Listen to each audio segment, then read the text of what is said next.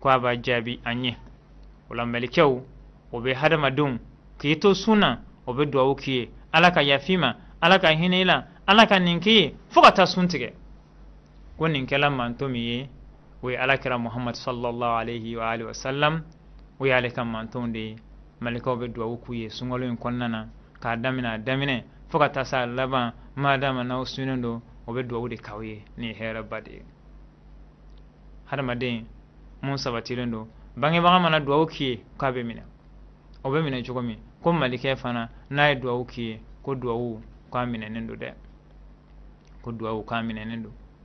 ambala deli alaka famiyal ko nyuma alako damo femban asabana jumai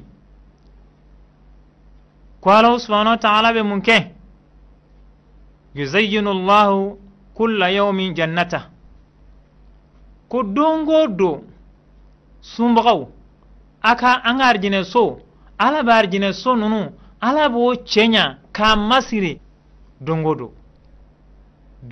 do angarjine so yin Allah subhanahu wa ta'ala aba masiri aba chenya ni fiunye ko be soro femina ko be soro sungolo o suni de lade Allah subhanahu wa ta'ala ay femba duru min ke ala kiram manto nye sungolo in konnana annani na jumai o de ka fo femiye shetenewe femiye jina juguye awa Allah subhanahu wa ta'ala abenin bela jelem mine ka juru kula nega joloko kula muna hadama don hakili be sega sigi o ka ala batola chokobina hadama don hakili be sega sigi o ka ala batola chokobina ko Allah subhanahu wa ta'ala abeni hera bayinde ke hadama donye nin kalo bayin konnana kadaka shetane fana kalikando we jumai ka fala subhanahu wa ta'ala ka jonyumo na bolola jonunu abena munke kadde fodo duskuna muno be sega ba ala ko ma chogomina na ala ka jonyumo atina solula ala kan faro jonyumo nun kan na sungalo kono Allah subhanahu wa ta'ala abe munke abe nunu mine ko bla garde villa kadatu go dalai otebo ambala deli ala kana osana hal sungalo kofe hadisain aye fen duruna min fo no de Allah subhanahu wa ta'ala na yoke ala kiramanto nye sungalo in kono ko Allah subhanahu wa ta'ala abe jurumu yafa abe jurumu abo yafa sungalo in kono ina fo nana ewa hadisa waro kono chugumina ko ala kirako sallallahu alaihi wasallam man sama ramadana imanan wa ihtisaba ghufira lahu ma taqaddama min dhanbi nimma min de bey ni sungolo sun baraji nyinin kama limaniya kama to nyinin tere mago ba ke mbaka o tere e akede ngaseka baraji soro e akede limaniya yere kama ko Allah subhanahu wa ta'ala ye jurmu mununke ko ala bo yafiye ambala deli ala ka yafane na obera jedam ala ka yafane na obera jedam ore kama ko ala kira sallallahu alaihi wasallam ka ko ma bonena ma tachena ma mini sungolo duna e nyene fokata sungolo bo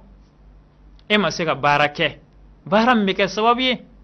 ke jurumu yafa e masega barake baram meke sababi ke do arjina kono e bonena koy e bonena itachena ala kan kishiga bama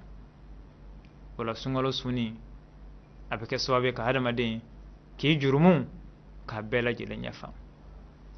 kama ala kira sallallahu alaihi wasallam ko ni sungolo sun allaba manase ko Allah subhanahu wa ta'ala abe jon chama ne kan horenya sununun konnana ambala deli ala kan fara o jon kan horelon kan nin kalo bayin konnana balmon sungolo suni annafau akacha annafa do e jumai o de ka fo ibena bara nyuma munu ka kono bara nyuma nunu obe triple dobe faraka kachaya obe soro kalo min kono we sungalo we ya kalo de ni hereba munu fleka fanyeta ni nafa ba munu fleka fanyeta no de kafo sumbagato adakasa okadi alai kateme kasadumanka no de malikew olu ka ala deli anw ye n'o de ye Ala subhanahu wa ta'ala karjine ka cenya ka masiri ka blanya koro n'o de ye shetanaw ko mine ka gerogo kola ko siri o kana se kan toro cogo mina n'o de ka fo ala ka yafama nin baara mun filɛ ka kɛ tan i ka dɔn ka fɔ a baaraw Ala subhanahu wa ta'ala a y'a baraji a sɔrɔli a y'a don fɛn dama dama na pour que an ka se ka nin sɔrɔ an ka se ka nin nafa sɔrɔ ko a y'a don fɛn dama dama na o fɛn fɔlɔ ye jumɛn ye Ala subhanahu wa ta'ala a ye baara ɲuman kɛli a y'o wajibiya an kan nin kalo in kɔnɔna na o baara ɲuman fɔlɔ o ye jumɛn ye o ye sun ye a ye sun kɛ an ye n'a bɛ se ka kɛ sababu ye cogo min na an ka jurumu o bɛɛ lajɛlen bɛ se ka yafa ma cogo min na o sun in fana ka sharti k'a la ka takan k'a la mun b'a to i bɛ se ka baraji sɔrɔ cogo min na o fɔlɔ-fɔlɔ a k'a sɔrɔ baara in a bɛ ka kɛ Ala kama ka sɔrɔ baara in a bɛ ka kɛ Ala kama o y'a fɔlɔ ye a filanan ye jumɛn o de ye ko Ala subhanahu wa ta'ala a ye nin hɛrɛba in d'an ma munna tumana min na a y'an bɛn an sahaba ma n'an sela ka baara ɲuman kɛ ka d'a kan baara ɲuman kɛli bɛɛ lajɛlen tɛ se ka kɛ dɛ bɛɛ lajɛlen tɛ se ka kɛ an ka Ala tanu Ala ka bɛnsenman don Ala ka fisamantiya don n'a y'o kɛ ne na aw bɛɛ lajɛlen ye Ala ka fisamantiya don Ala ka bɛnsenman don n'a y'o kɛ ne na aw bɛɛ lajɛlen ye n'o de ye jumɛn ye ka se ka sun kɛli k'o nɔgɔya ne na aw bɛɛ lajɛlen ma wallahi tumana min anw bɛ sun in na shetane kɛlen don ka tulonkɛ dɔw la walima nin kanu kɛlen don ka tulonkɛ dɔw la Ala ka nin hɛrɛba in Ala ka yafaba in olu ma yafa in o ma se ka don a kulun kɔnɔ o ma se ka don a so kɔnɔ Ala k'an kisi ka bɔ o ma dɛ an b'a Ala deli halisa Ala ka hakili ɲuman Ala k'o di an bɛɛ lajɛlen ma an k'a dɔn sun min filɛ nin ye a sunni a tɛ maa faga dɛ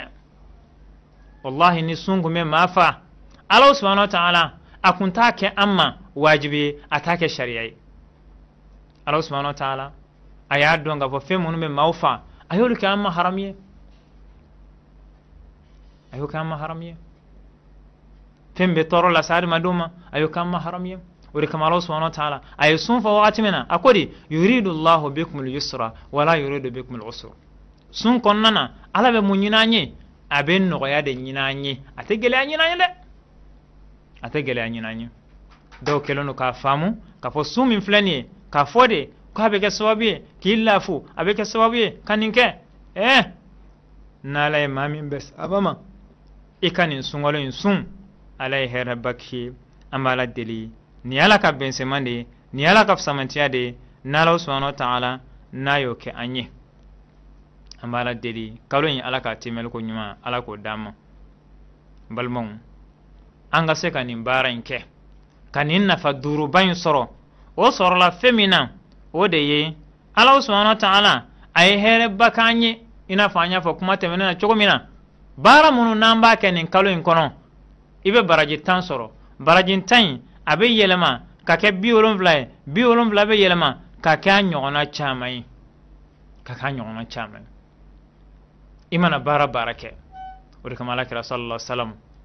a ko ni mɔgɔ min ni harfu kelen lɛtiri kelen n'i y'a kalan kuranɛ kɔnɔ k'a bɛ sɛbɛn baraji 10 ni ko bi o ye baraji 10 ni ko bismi o ye baraji 30 ye donc ni ye kuranɛ bɛɛ lajɛlen jigin nin kalo in na aya 60 ni kɔ o baraji 10 dɔrɔn o ye caman ye dɛ o baraji 10 in ko bɛ tila ka multiplier ka tripler ka taa 700 la ka taa hakɛ la hakɛ min Ala kelen pe de b'a dɔn dɔ b'a yira na k'a fɔ jaja sunkalo in kɔnɔ an bɛ hɛrɛba de la an bɛ Ala subhanahu wa ta'ala deli Ala ka hɛrɛ in Ala k'a timi an ɲɛnɛ an bɛ Ala subhanahu wa ta'ala deli sunkalo sunni Ala k'a limaniya d'an ma an bɛ Ala subhanahu wa ta'ala deli sunkalo sunni Ala k'a baraji a timɛnen a dafalen Ala k'a sɛbɛnni na o bɛɛ lajɛlen ye ka welewele kan bila ka taa maa minnu bɛ yen n'o y'a sɔrɔ u ma faamu u k'a dɔn sunkalo sunni a tɛ maa faga dɛ sunkalo sunni a ma dabɔ dogo kama dɛ ni Ala ka yafa de ye an kana sɔn cogo si lajɛlen na Ala ka yafa dayɛlɛlen an ye k'an bɛ to kɛ dɛ sari'u ila maghfirati min rabbikum an ka teliya Ala ka yafa an ka teliya ka taa la dɛ ni ala ka grâce de n'a y'a dama an b'a Ala subhanahu wa ta'ala deli ala ka hinɛ ne n'aw bɛɛ lajɛlen na ala ka labanko ɲuman ala k'o dama an b'a Ala subhanahu wa ta'ala deli sunkalo sun a n'a tile a ɲɛnamayali ala k'o nɔgɔya ne n'aw bɛɛ lajɛlen ye nin wagati in na an tɛ se ka kuma bila cogo si lajɛlen na f'an ka segin tuguni ka duwawu don k'o kɛ an balimamusow ye an n'an baw ye nin wagati la minnu kɛlen don k'u ka sunɔgɔw tigɛ k'u ka baaraw bɛɛ lajɛlen dabila sunbagaw olu bɛ se ka dumuni sɔrɔ cogo min na ka Ala subhanahu wa ta'ala deli ala ka barika don an n'o la ala ka barika don o denw na ala ka arijinɛ alfirdaus ala k'o di an n'o bɛɛ lajɛlen ma an b'a fɔ wassalamu alaikum wa rahmatullahi wa barakatuh